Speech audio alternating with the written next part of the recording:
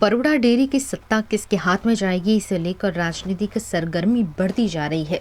इसी क्रम में शहर भाजपा कार्यालय में एक महत्वपूर्ण बैठक आयोजित की गई। प्रदेश नेतृत्व द्वारा नियुक्त निरीक्षक कुबेर डिंडोर, मोती वसावा और नीपा पटेल विशेष रूप से उपस्थित रहे।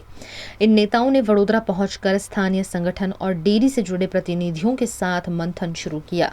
उल्लेखनीय है कि बरोड़ा डेयरी डायरेक्टरशिप की कुल 13 मंडलों की सीटों के लिए यह चुनाव आयोजित होना है।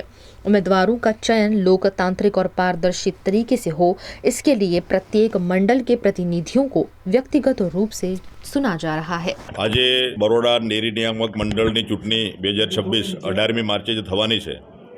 એના ભાગરૂપે પ્રદેશમાંથી મારા સાથી મિત્ર શ્રી મોતીબી વસાવા સાહેબ, સાથે અમારા શ્રીમતી નીપાબેન પટેલ, પૂર્વ પ્રદેશ મંત્રી શ્રી મહિલા મોરચો, અમે ત્રણેય મિત્રોને પાર્ટીએ અહીંયા મિત્રોને સાંભળવા માટે આજની આ પ્રક્રિયા અમે કરીશું।